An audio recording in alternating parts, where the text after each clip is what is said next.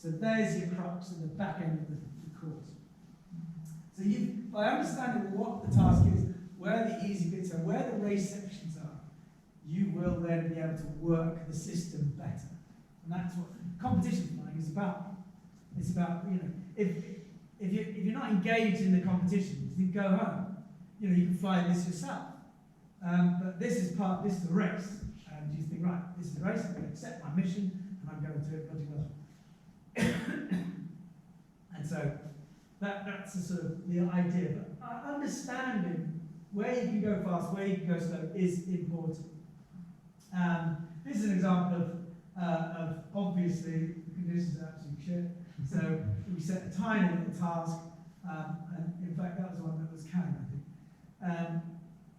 But you can see why, and you can think, right, okay, so this is obviously clearly quite simple, so let's just race. Do I need to get high everywhere? No. Is speed important? Yes, because lots of people are going to get goal, so I need to get in fast. And it's, again, working that system. But you can't drop your guard, because if you think, you're going to deck. So, again, working. Other things, you might get some weird tasks, like this. So this is an entry. So this is the cylinder. And the idea is, what it looks like we do here, you'll have a takeoff, and we want people to hold it as many thermals as possible to give a variation of where you can all possibly go. We don't want it to be too obvious, too easy. But we don't want people blown off course as well, so that's why we'd set it. So that's why this is a big area behind the takeoff. And we do exactly the same here. We'll give you lots of space to get yourselves ready. So that, you can have a few little sneaky ones. Everyone goes this way, but the guy that went over there gets a climb back. So you've got to start thinking outside the box. And sometimes, always say to yourself, have I missed anything?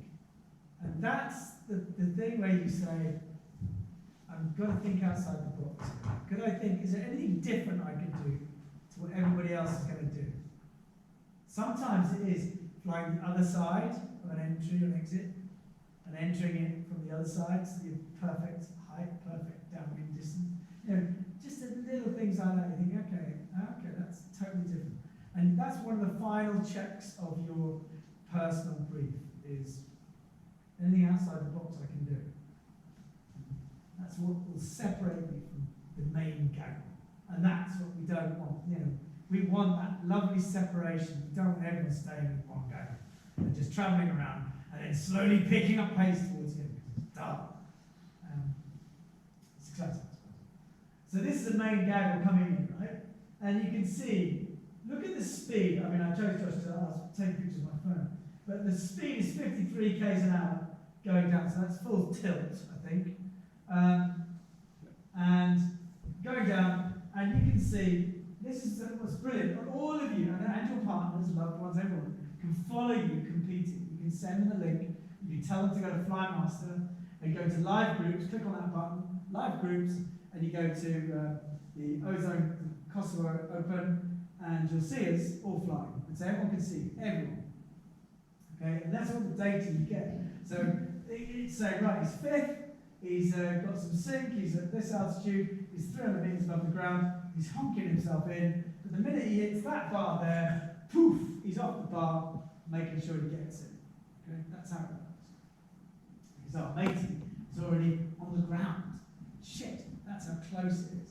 And that's what a lead gaggle will be doing. Alright, they will be absolutely together. And if one person breaks away, and then, yeah, I'd agree with that, bang, they're away. They're not saying, if they don't agree, obviously, you don't go with them. Let them go the distance on their own. You don't want to do that, okay? You don't want to be a sort of person that gets caught in the trees. You want to be a person that gets in the goal like that. You've got to, we're going to talk about psychology later in another of our lectures, but you want to be a winner, and you don't want to be the person in the tree. Now P, Postman P, he's a brilliant guy, but he had that glider in the air. He was watching it going in. I heard him go, every one of those, he could have done something to change it. He didn't.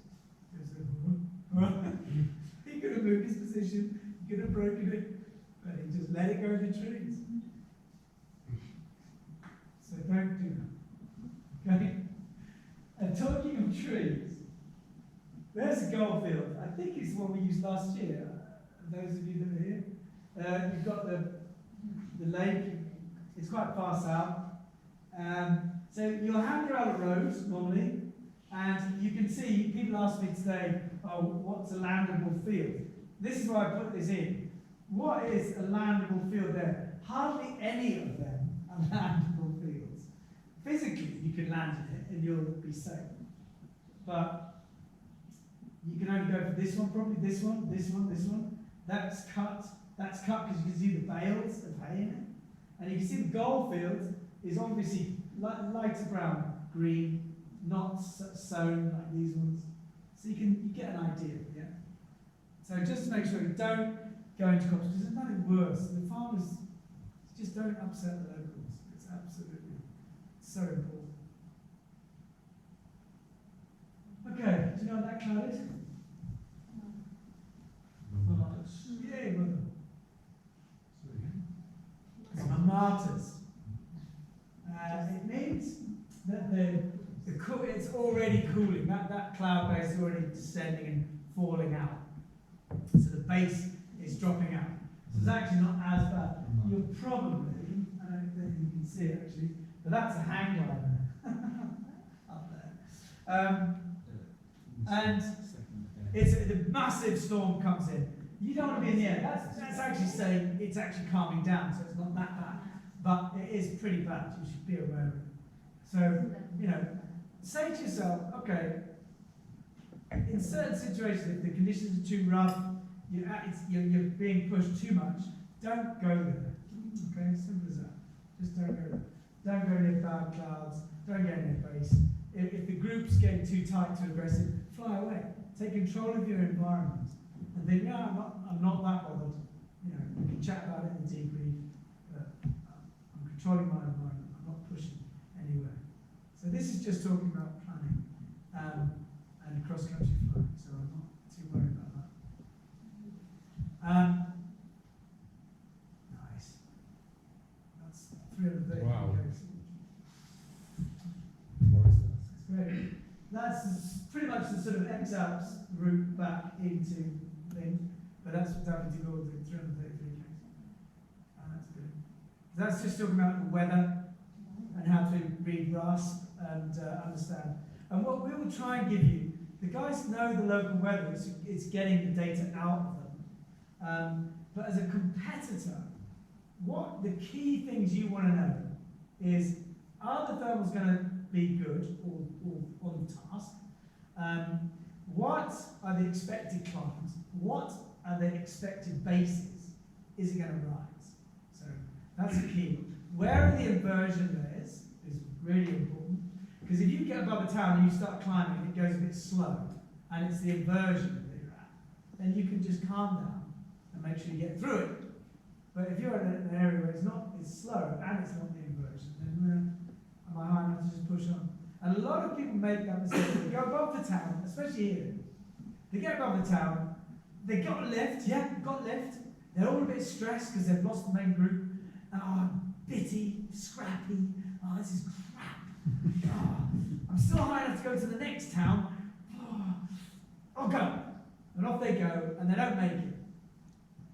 But then if you say to them, well, what height were you when you got above that town? And you got the bitty stuff. Oh, I was at 1,400 meters. Was that the inversion? Yeah, it was about the inversion. You should have stayed there and turned it into something good. Then gone, not raced off. Is there a difference in cloud base here between the mountains and the flats? Yeah, often. Yeah. Big one, or just little? Not big enough that it would be an advantage, but there's a step. There's a step. And we'll tell you about that. So you don't need to worry about objectives. As far as competition is concerned, make sure you have realistic goals, is what I'm saying. Don't obviously, it'd be great. What you want to do is win, obviously, but set yourself achievable, realistic goals is key, and making sure your kit's sorted. But at a takeoff, is the winding down before launch is key. Absolutely key. Not winding up, not being stressed. That is why we have that 20 minutes. That is why you don't approach pilots generally when they're in the zone.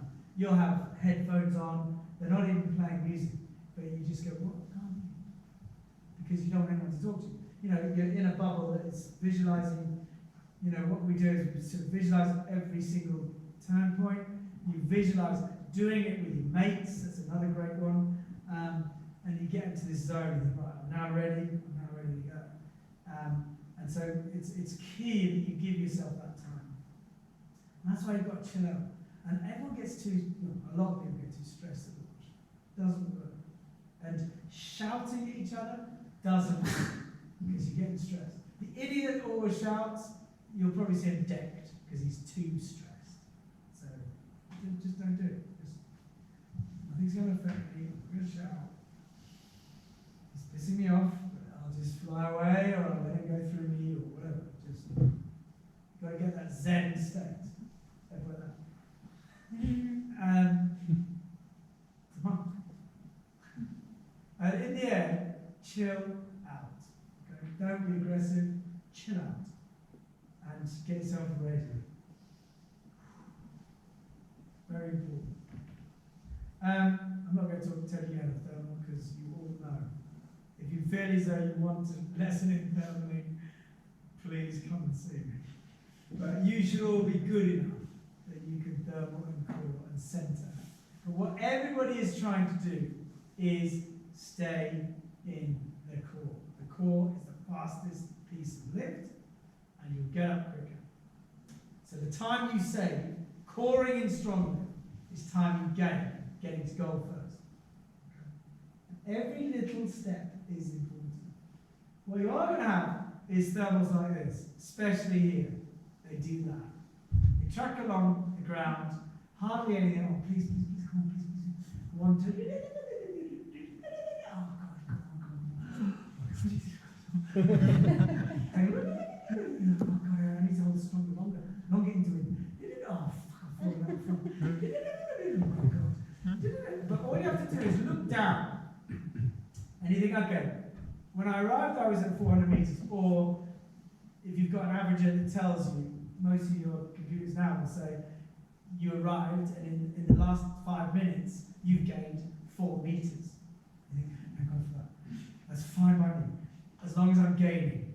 And that's how you have to think. And you think, okay, it's damage limitation. Damage limitations.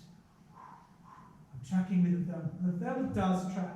It drips along the ground and releases at the villages, at the high points, at the mountains, at a tree edge, at a trigger point.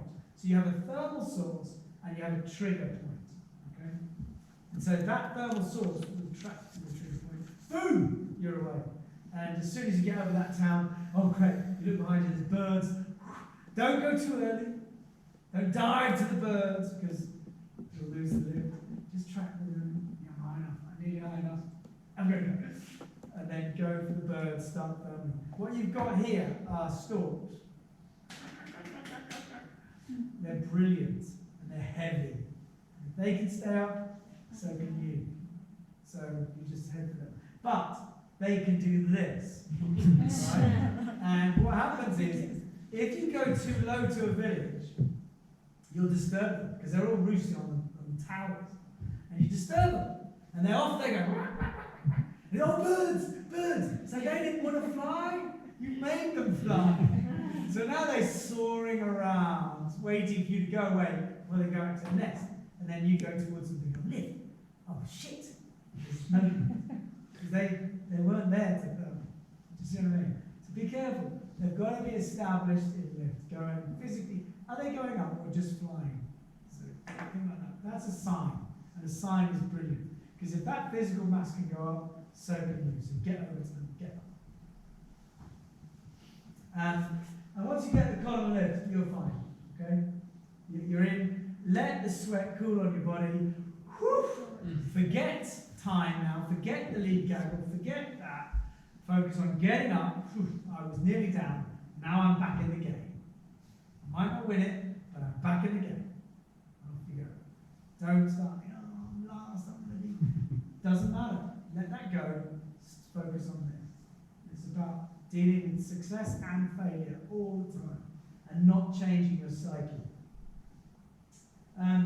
So, as you get a base, as a racer, what you've got to start thinking about is shaving time. Shaving time is key because every little shave adds up. So this is the smallest shave you can do, is coring very fast, big shave, get into the edge of base, get into your position and going. So that's what makes a pilot really fast. Oh God, he's always leading out. Well, that's because he's in position. Gone. Not, oh, busy thinking about thermaling. Oh, look, I'm at base. Shit. Ooh, got big ears. Ooh, ooh, ooh. And now, he's already thinking about, I'm going to get myself into position. Base gone. That's it. Okay? That's the way you got to think. Now, if you can do that,